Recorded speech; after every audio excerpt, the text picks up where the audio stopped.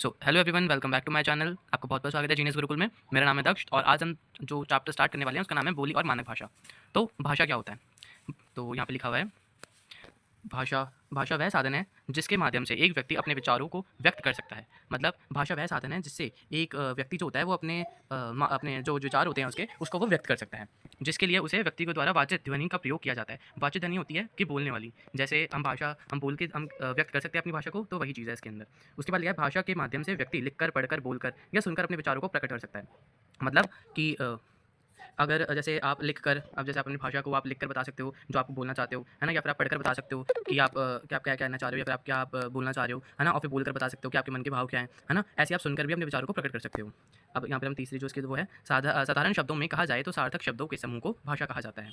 ठीक है? जो सार्थक शब्द होते हैं उनके समूह को हम भाषा कहते हैं। वह माध्यम है जिससे मनुष्य अपने भावों का आदान प्रदान आसानी से कर सकता है। जो भाषा होती है वो हमें हमारी कम्युनिकेशन करने में बहुत हेल्प करती है, ये हमारे आदान प्रदान करने में बहुत हेल्प करती है, हमें हमारे जो भाव होते हैं उनको। यह मुख्य रूप से मुख से उच्चारित होने वाले शब्द एवं वाक्यों का समूह होता है जिसके द्वारा एक व्यक्ति अपने मन की बातों को दूसरे व्यक्ति तक पहुंचाता है। मतलब ये एक ऐसा माध्यम होता है जिसमें उच्चारित मतलब बोलने वाला, जिससे हम अपने हम एक सम, जो हम अपने जो हमारे मन की फीलिंग्स है वो हम दूसरे व्यक्ति तक हम पहुंचा सकते हैं। ठीक है? तो अब हम आगे बढ़ते हैं। भाषा की कुछ प्रमुख विशेषताएं और इसके प्रकार। तो हम इसके थोड़े प्रकार समझ लेते हैं, कुछ इसकी विशेषता समझ लेते हैं। तो भाषा मुख्य रूप से मानवीकरण के नियमों पर आधारित होती है। भाषा की निश्चित सीमाएं होती हैं जिसका उल्लंघन किसी भी परिस्थिति में नहीं किया जा सकता। जो भाषा होती है उसकी कुछ सीमाएं होती हैं, यानी उसके कुछ रूल्स होते हैं, उसकी कुछ बाउंड्रीज होती हैं जिनको आप पार नहीं कर सकते। ठीक है? भाषा भाषा प्रकृत एवं व्यक्तिगत संपत्ति ना होकर एक सामाजिक संपत्ति मानी जाती है। जो भाषा होती है वो किसी पर्टिकुलर किसी इंसान की संपत्ति नहीं है, वो जो है वो एक राज्य की या समाज की संपत्ति है वो। ठीक है? भाषा वार्तालाप एवं पत्रचार के दृष्टिकोण से बेहतर मानी जाती है। जो भाषा होती है वो या तो बोलकर या पत्राचार, यानी जो पत्राचार होता है, लेटर फॉर्मेट वगैरह जो होता है, उसमें वो सबसे ज़्यादा मानी जाती है। भाषा सर्वव्यापक होती है जिसका उपयोग विश्व का हर व्यक्ति करता है। सर्वव्यापक मतलब हर जगह होने वाली। तो भाषा जो है वो हर जगह है और इसका उपयोग हर व्यक्ति करता है। भाषा का प्रवाह कठिन से सरलता की ओर होता है क्योंकि यह भावों को व्यक्त करने का बेहतर साधन होता है। जो भाषा का जो प्रवाह होता है वो कठिन से सरलता की ओर होता है। यानी हम सबसे पहले हम एक कठिन चीज़ें करते हैं, उसके बाद हम उसको सरलता की ओर लेके जाते हैं। ठीक है? भाषा का प्रारंभिक रूप उच्चारित होता है एवं उसका आरंभ वाक्य के माध्यम से होता है। भाषा मुख्य रूप से संयोगावस्था या वियोगावस्था की ओर बढ़ती है। भाषा का उपयोग मौखिक, लिखित एवं संकेत के माध्यम से भी किया जा सकता है। जो भाषा होती है आप लिखकर बोल सकते हो, ठीक है? लिखकर बता सकते हो, बोल के बता सकते हो, है ना? और भी इसके संकेत भी होता है, जैसे आप संकेत कर दिया तो भी आप अपने अपनी फीलिंग्स को आप बता सकते हो। ठीक है? अब आगे बढ़ते हैं। आगे है बोली क्या है। तो बोली मुख्य रूप से भाषा का वह रूप होता है जिसका उपयोग विभिन्न क्षेत्रों में वार्तालाप करने हेतु किया जाता है। मतलब क्षेत्र होते हैं छोटे छोटे क्षेत्र। ठीक है? जब बोली वह वो चीज़ होती है, जैसे कुछ गाँव खेड़े के जब लोग मिलके अपनी कुछ जब एक जो छोटे रीजन की जो बातें होती हैं, जैसे जो छोटी रीजन की जो लैंग्वेज होती है वो होती है हमारी बोली। ठीक है? विश्व भर में बोली जाने वाली विभिन्न प्रकार की बोलियाँ सांस्कृतिक एवं राजनीतिक आधार पर अपने क्षेत्र का विकास कर सकती हैं। जो हमारी जो बोली होती हैं वो अपने अपने क्षेत्र का विकास कर सकती होती हैं। ठीक है? उसके बाद हम बात करते हैं, जब किसी क्षेत्र या बोली में साहित्य की रचना का विस्तार होता है तो उसे उपभाषा का नाम से जाना जाता है। मतलब जब बोली का जब साहित्य वगैरह जब साहित्य की रचना हो जाती है किसी बोली की, तो उसको हम उपभाषा के नाम से जानते हैं। ठीक है? बोली भाषा का क्षेत्रीय रूप होता है। बोली में स्थानीय स्वरूप होने के कारण उसका क्षेत्र अपेक्षाकृत सीमित होता है। यानी जो बोली होती है, बोली का क्षेत्र जो होता है वो सीमित होता है और वो सिर्फ एक क्षेत्र में ही बोली जाती है। शिक्षा एवं साहित्य के क्षेत्र में बोली का विशेष महत्व है। विश्व भर में बोली जाने वाली अनेक बोलियां मिलकर भाषा भाषा को समृद्ध करने का कार्य करती हैं। यानी जितनी भी बोली हैं भारतवर्ष में, जितनी भी बोली जाती हैं, वो सब एक भाषा को बहुत समृद्ध बनाती हैं। ठीक है? अब हम आगे बढ़ते हैं। बोली की विशेषताएं। तो यहाँ पे कुछ बोली की विशेषताएं आप देख सकते हो। बोली की विशेषता कुछ इस प्रकार है। बोली में व्याकरण एवं साहित्य की आवश्यकता नहीं होती। आप बोली के अंदर आप किसी भी तरह की ग्रामर वगैरह का यूज़ नहीं होता। ठीक है? ना किसी व्याकरण वगैरह का यूज़ होता।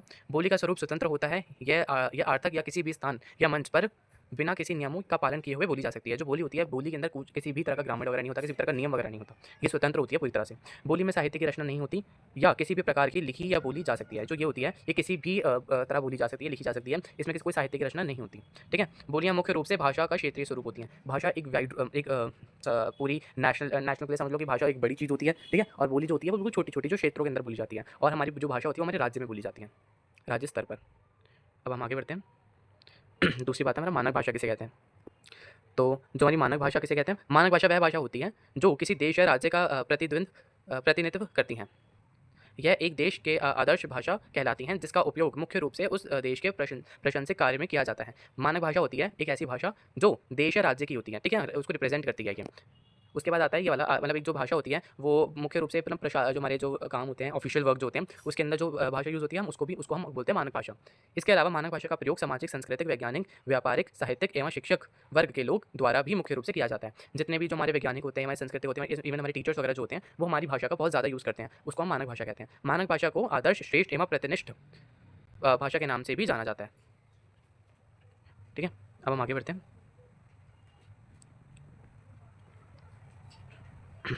तो यहाँ पर है मानक भाषा की विशेषताएं। अगर आप 4 से अगर 5 भी कर लोगे तो ये इनफ रहेंगे आपके लिए। ठीक है, तो हम पढ़ते हैं कुछ इसकी। मानक भाषा की विशेषताएं। मानक भाषा किसी भी भाषा का वह स्वरूप होता है जिसका प्रयोग पूरे क्षेत्र में शुद्धता के लिए किया जाता है।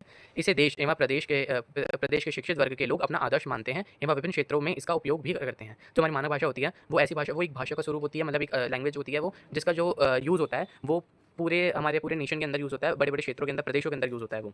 ठीक है, मानक भाषा का उपयोग मुख्य रूप से लेखन, प्रशासन, शिक्षा आदि क्षेत्रों में किया जाता है। मतलब जितने भी हमारे एजुकेशन से रिलेटेड काम होगा या फिर हमारे ऑफिशियल जितने भी काम होते हैं गवर्नमेंट वगैरह के, वो सब मानक भाषा के अंदर किए जाते हैं। मानक भाषा देश के लगभग सभी क्षेत्रों में सर्वमान्य होती है, सर्वमान्य होती है, मतलब सभी देशों में मान्य होती है वो। कोई भी मतलब प्रदेशों में, सॉरी मैंने गलत बोल दिया, जो हमारी मानक भाषा होती है वो सभी क्षेत्रों के अंदर सर्वमान्य होती है, यानी सभी हमारे स्टेट्स हैं सबके अंदर वो सर्वमान्य होती है। मानक भाषा का स्वरूप केवल एक ही होता है जिसके कारण उसे क्षेत्रीय एवं प्रस्थानीय प्रयोग से संरक्षण व प्रवृत्ति होती है। ठीक है, अब आप ये सब ये रीड कर लेना जो भी यहाँ पे लिखे हुए हैं।